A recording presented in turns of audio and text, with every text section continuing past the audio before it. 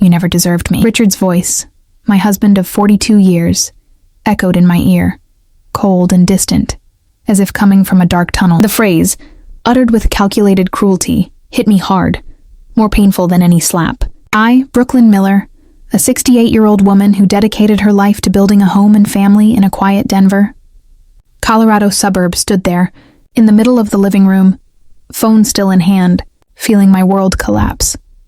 The morning had started like any other. The autumn sun filtered through the curtains of our Elm Street home, promising a golden day.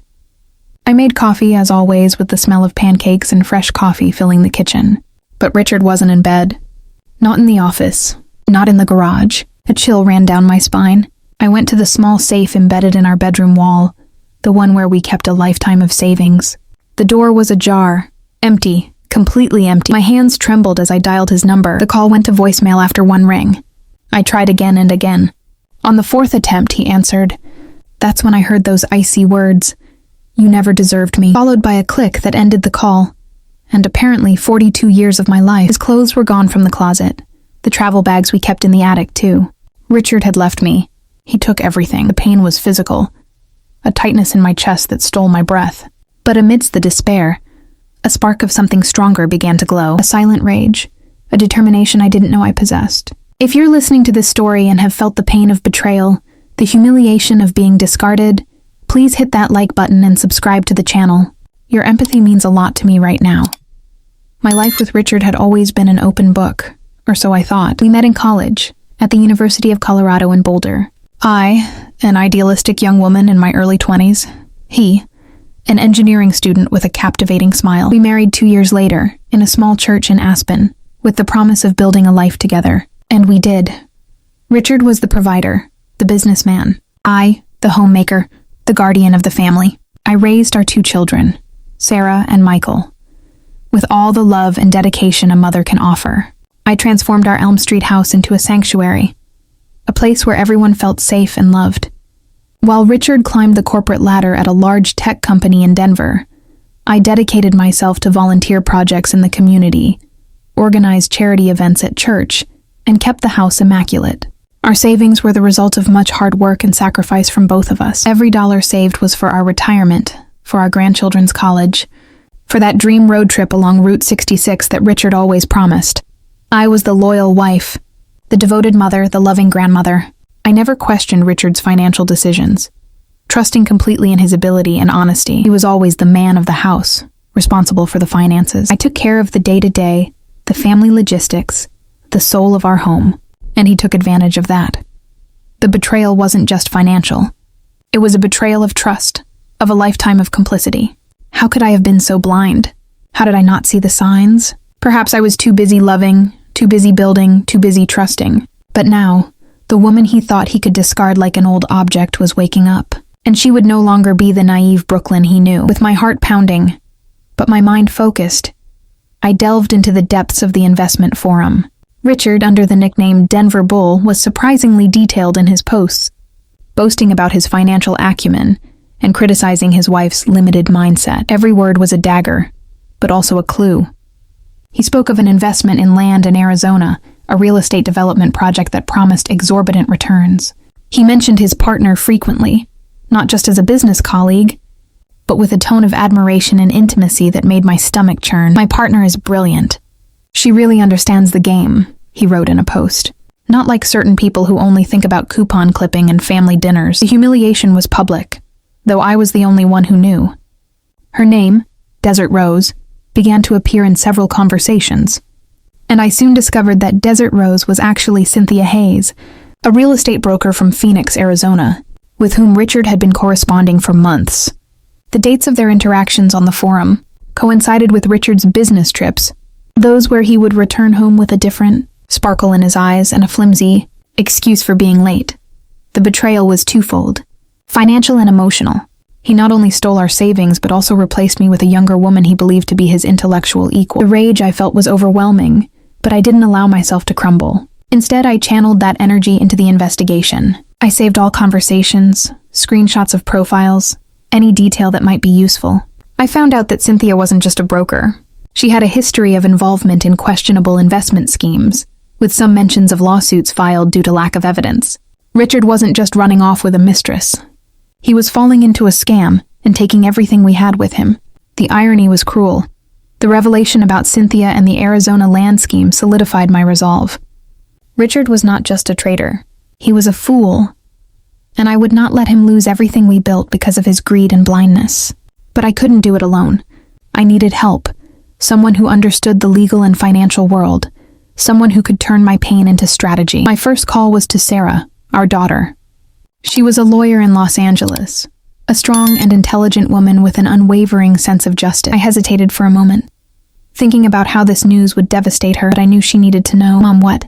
Dad did what? Sarah's voice was choked with shock and anger.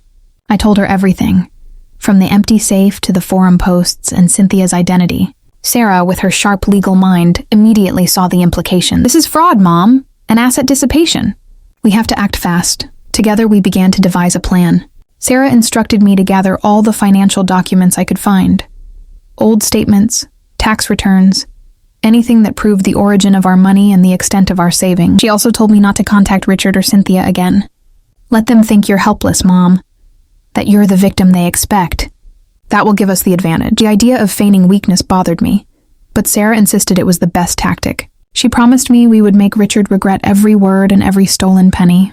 Brooklyn Miller's silent revenge was about to be orchestrated. With Sarah by my side, the pain began to transform into power. She flew to Denver the next day, and we spent hours in my office turning anger into strategy. Sarah, with her experience in business law, quickly identified Richard and Cynthia's vulnerabilities. The Arizona land scheme was a bubble about to burst, and Richard was about to be the biggest victim, taking my money with him. Our first move was discreet, but surgical. Sarah contacted a colleague in Phoenix, a real estate law expert, who began investigating Cynthia Hayes and her companies. At the same time, she helped me freeze all assets Richard hadn't managed to transfer, including a small investment account he'd forgotten about and a life insurance policy in my name. It wasn't much, but it was a start. The most impactful move, however, was another. Richard had boasted on the forum that he was about to close a big deal with a high-profile investor in Scottsdale, Arizona. Sarah, using her connections and the information I had collected, managed to get a meeting with that investor's lawyer. Without revealing the extent of the personal betrayal, she presented evidence of Cynthia's questionable history and the inconsistencies in Richard's land project. The information was enough for the investor to back out, leaving Richard and Cynthia in a precarious financial situation. I could imagine the scene. Richard, confident in his big play, being informed that the deal had collapsed. The satisfaction was immense, but it wasn't enough yet.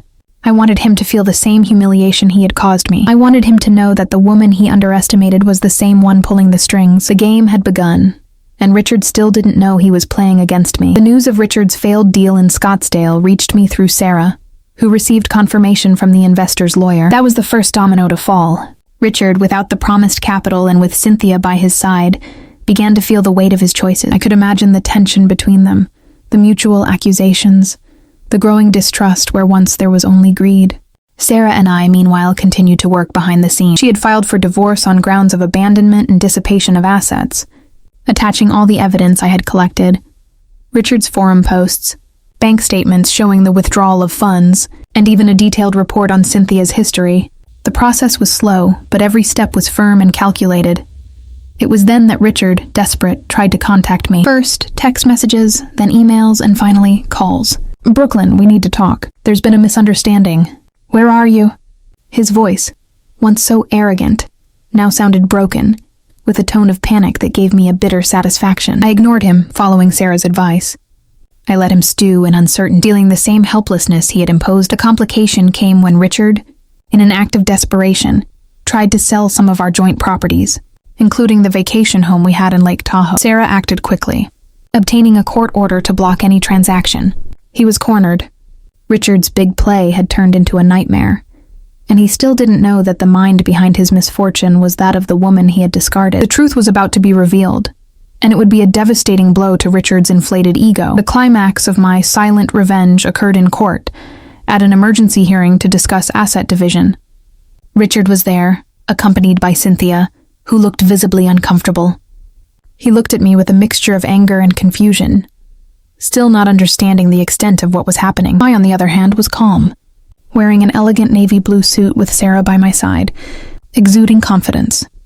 Richard's lawyer tried to argue that I was acting out of revenge, that Richard was the victim of a jealous wife.